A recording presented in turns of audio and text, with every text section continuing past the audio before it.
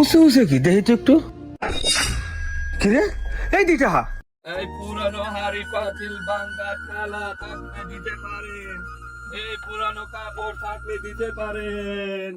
ভাই চলুন ভাঙ্গা বালতি আর কয়টা বোতল আছে কয় টাকা দিবেন বলেন? এই বালতি আর ভাঙা বোতল না,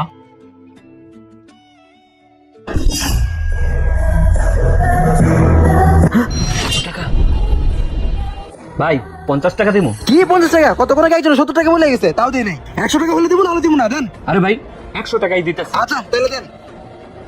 এই যে নেন টাকা। হ্যাঁ ঠিক আছে ভাই। আরে আজ এদিকে আসো। ভাই আসসালামু আলাইকুম। ওয়ালাইকুম সালাম। আজ তোমার আব্বা কই?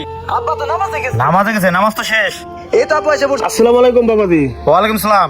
বাবাজি আপনি? কাকা ওই যে মসজিদ কমিটি কালকে আসর নামাজের পরে আপনাদের 1 লাখ টাকা দিল না ফ্যান কেনার জন্য, ওই টাকাটা দেন, আমরা ফ্যান কিনতে যাব।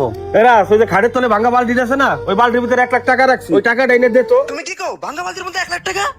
কও কি আব্বা, কাম তো একটা করে গেছে গা। ভাঙ্গা বালতিটা মাত্র ভাঙ্গের কাছে বেচে নিয়েছি, ভাঙ্গা নিলে মাত্রই গেল। কি সর্বনাশের কথা কইতেছিস? বালতি পয়সা লাগছে, এই দেখ কত গেল চাচা।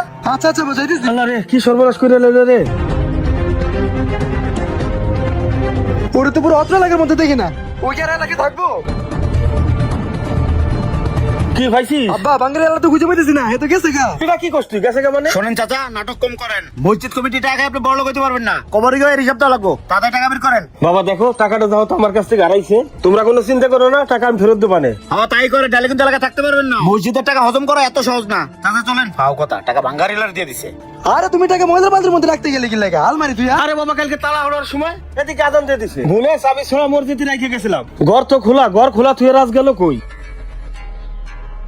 আজান দিয়ে দিল, মসজিদের 1 লাখ টাকা কই রেখে যাই, চাবি ছোড়াটা তো ভুলে মসজিদে রেখে এলাম, টাকাটা যে কই রাখি, আলমারিও তো লক করা, তালা মারবো, চাবিরও তো রাজের কাছে, এতগুলো টাকা কই যে রাখি? এই ভাঙা বালতির ভিতরে রাখি, নামাজের পরে এসে আলমারিতে রাখুন, যাই আগে নামাজটা পড়ে আসি, এই কারণে রাখছি। আচ্ছা রুমি চল, দেখি এখন কি করা যায়। রাজ তুই এটা কি সর্বনাশ করলি কো? আমি না এটা ভুল কাজ করছি, যে নামাজ পড়ে এসে টাকাটা হরাবার আর আমার মনে নাই, তাই বলে কি তুই বালতিটা বেঁচে লাবি? এখন আমি মসজিদের এতগুলো টাকা আমি কইতে দিব কো? আমার জীবনে একটা কলঙ্কর দাগ নাই, দেখলেই তো মুন্না মহিরুবের এসে কতগুলো কথা কয়ে গেল। আরে বা, আমি কি জানি নাকি তুমি ভাঙ্গা বালতির মধ্যে টাকা রাখছো? আর কেউ কি ভাঙ্গা বালতির মধ্যে টাকা রাখে? আমি বুঝতে পারি না আব্বা। আব্বা তুমি আমার মাফ করে দাও। আল্লাহ তুমি আমার এই বিপদের হাত থেকে বাঁচাও, আমিন। কি রে এনে উঁচা উঁচা লাগতেছে কে? এই রাজ তুই এনে কিছু রাখছিস? আমি কি রাখবো? তুমি হতে কিছু রাখছো, দেখো। উঁচা উঁচা কি দেখি তো একটু। কি রে এই দিটা এই যে তুমি টাকা রাখো এক জায়গায় আর অন্য জায়গায়, তোমারই মনে থাকে না। তাহলে আমারই ভুল হয়েছে রে, যাই টাকাগুলো মুন্নার ময়ূরূপের ছড়ে মাইরে আসি। কিছুক্ষণ আগে কিভাবে আমার অপমান করে গেল। হ্যাঁ তাই করো, লও আমিও যাই। আয় এই যে ভাই। আব্বা এটাই সে বাঙ্গারিওয়ালা, এই বাঙ্গারিওয়ালার কাছে আমি বালতিটা বিক্রি করছি। কি হয়েছে বাবা? চাচা আমি তো মস্ত বড় অন্য করে বলাইছি। চাচা আমার ওটো ওটো ওটো। কাকা আমি ওনার কাছ থেকে একটা বাঙ্গারি বালতি কিনে নিয়ে গেছি, বালতির ভিতরে 1 লক্ষ টাকার একটা বান্ডিল আমি দেখে নিয়ে গেছি। নিয়ে যাওয়ার পর যখন বালতিটা ঢালছি দেখি টাকাগুলো নাই, উদাও। এরপর থেকে আমার হাত পাও সবকিছু মাইরাইতেছে। চাচা আমার কাছে মনে হইতেছে আমি বেশিক্ষণ বাঁচবো না, আমি অনেক বড় লোভ করে ফেলাইছি। চাচা আমার ক্ষমা করে দেন গো চাচা। আরে বাবা শোনো শোনো, ওটো ওটো ওটো। শোনো, মাফ করার মালিক আমি না, মাফ করার মালিক ওই উপর আল্লাহ। উপর আল্লাহর কাছে মাফ চাও, সে মাফ করলেও করতে পারে।